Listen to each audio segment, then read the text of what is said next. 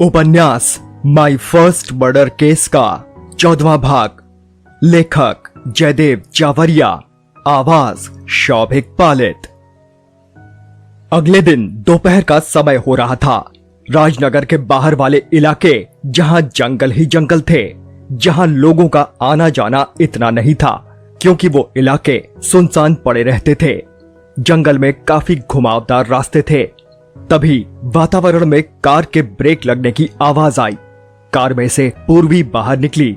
जूली बोली, क्या बात है पूर्वी बहन, बहुत समय लगा दिया।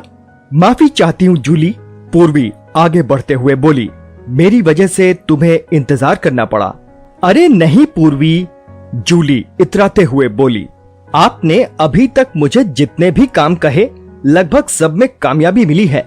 अभी तक पुलिस पता नहीं कर पाई कि अशोक नंदा ज्वेलर्स वाली घटना के पीछे कौन था और न कभी जान पाएंगी। पूर्वी के होठों पर एक मक्कारी भरी मुस्कान रेंग रही थी क्योंकि उसके पीछे हमारा हाथ था। वैसे एक बात पूछना चाहती हूँ पूर्वी बहन, शोरूम वाली घटना समझ में नहीं आ रही। वो घटना इतनी जरूरी क्यों थी? क्योंकि हमें उस जासूस जयदेव को डबल माइंड करके रखना है, उसे ज्यादा से ज्यादा कंफ्यूज करना है। और वैसे भी ये जासूस अनाड़ी है। साले ने जोश जोश में कह दिया कि 7 दिन के अंदर कातिल को पकड़ लेगा, जैसे अपने आप को सम्राट जासूस समझ रहा हो। वो क्या, उसका बाप भी कातिल को नहीं पकड़ सकता।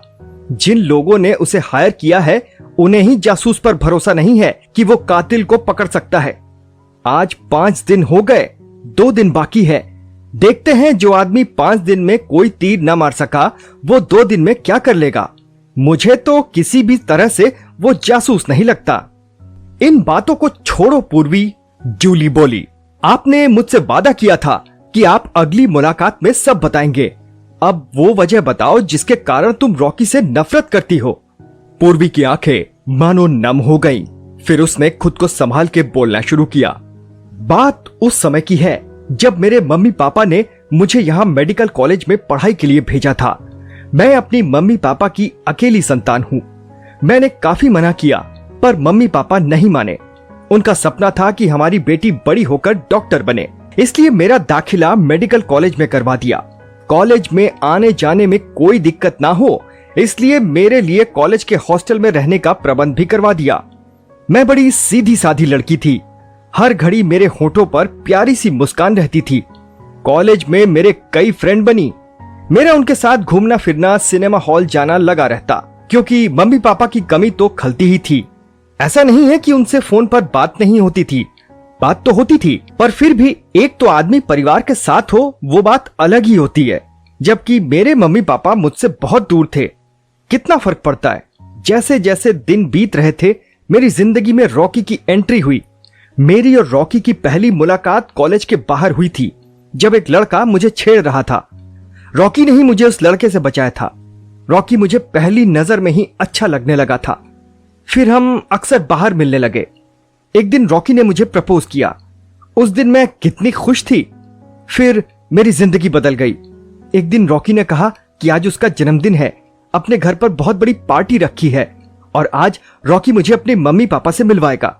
उस दिन मैं बहुत खुश हुई थी। जब मैं रॉकी के घर गई तो पूरा घर सजा हुआ था। बहुत सुंदर डेकोरेशन की हुई थी। जब मैं कमरे के अंदर गई तो देखा कमरे में रॉकी था। मैंने पूछा कि मम्मी पापा कब आएंगे, तो बोला कि अभी उनकी कार खराब हो गई, आते होंगे आधे 1 घंटे में। इतने में हम दोनों कोल्ड ड्रिंक पीने लगे। कोल्ड ड्रिंक पीने के 5 मिनट बाद मेरा सिर घूमने लगा और जब मुझे होश आया तो देखा कि पूरे शरीर में दर्द हो रहा था। मेरे सारे कपड़े जगह जगह से फटे हुए थे। मैं जैसी तैसी उठी कमरे से बाहर आई तो देखा कि रॉकी और उसके 2 दोस्त आपस में बात कर रहे थे। अरे रॉकी भाई, क्या माल है, खुदा कसम परी है, बिल्कुल परी। ऐसा यौवन अभी तक किसी भी लड़की का नहीं देखा। अब क्या करना है इस लड़की का, बोलो भाई। रॉकी सिगरेट में कश लगा रहा था। अरे ये सोने की अंडे देने वाली मुर्गी है। अजय, तुमने वीडियो क्लिप तो बनाई है ना साली का मुंह बंद करने के लिए। हम जब भी उसे यहां बुलाएंगे तो साली को आना पड़ेगा। बोलो, दिमाग है ना तुम्हारे भाई के पास? फिर सब मिलकर हंसने लगे। रॉकी की बात सुनते ही मेरे पैरों तले जमीन खिसक गई। मुझे यकीन नहीं आ रहा था कि जो अभी मैंने सुना है वो सब सच है। मुझे अपने आप पर इतना गुस्सा आ रहा था कि मैं क्यों रॉकी से मिली। तभी रॉकी और उसके दोस्त के कमरे में आने की आहट सुनी तो मैं घबरा गई। सोचा, हे भगवान, अब क्या होगा। मैंने कमरे के अंदर से दरवाजा बंद कर लिया। फिर बाहर से दरवाजा खोलने की कोशिश की जाने लगी। मेरी समझ में नहीं आ रहा था कि क्या किया जाए। दरवाजा अब 2-4 मिनट में टूट ही जाएगा। मेरी नजर टेबल पर गई। वहां एक शराब की बोतल रखी थी। मैं उठी और वो ढक्कन खोलकर अपने ऊपर पूरी बोतल खाली कर दी। अचानक दरवाजा टूटा। रॉकी और उसके दोस्त अंदर आए। अब कहां जाएगी मेरी जान? मेरे सामने कोई और रास्ता नहीं था। इससे पहले रॉकी मेरा इरादा जान पाता, मैंने माचिस जलाई और खुद को आग लगा ली। पूरे कमरे में मेरी चीख गूंज रही थी। उसके बाद मैं बेहोश हो गई। जब मुझे होश आया तो देखा कि मैं अस्पताल में भर्ती थी। कई डॉक्टर मेरी मरहम पट्टी कर रहे थे। मेरे पूरे शरीर पर पट्टी ही पट्टी बंधी हुई थी। पूरा शरीर और चेहरा बुरी तरह जल गया था। मैंने एक डॉक्टर से पूछा, मुझे यहां कौन लाया? तो पता चला कि कोई राह चलता व्यक्ति था जो मुझे अस्पताल में भर्ती करवा के चला गया। मुझे ठीक होने में कई महीने लगे। उन हालातों में मैं यही सोचती थी कि मैं क्यों बच गई। फिर मुझे उस व्यक्ति की याद आई जिसने मुझे अस्पताल में भर्ती करवाया था। कोई न कोई वजह तो थी जो मैं जिंदा थी। फिर मैंने निश्चय किया कि मैं रॉकी से अपना इंतकाम जरूर लूंगी। जूली की आंखों में आंसू थे। पूर्वी बहन, इतना गंदा है वो रॉकी, मैं उसके टुकड़े टुकड़े कर दूंगी, उसका नामो निशान मिटा दूंगी। मैं चाहती तो कब का रॉकी को मार चुकी होती, पर मैं उसे तड़पते हुए देखना चाहती हूं। इसीलिए इतनी लंबी स्कीम पर काम कर रही हूं। अब खेल में मजा आने वाला है।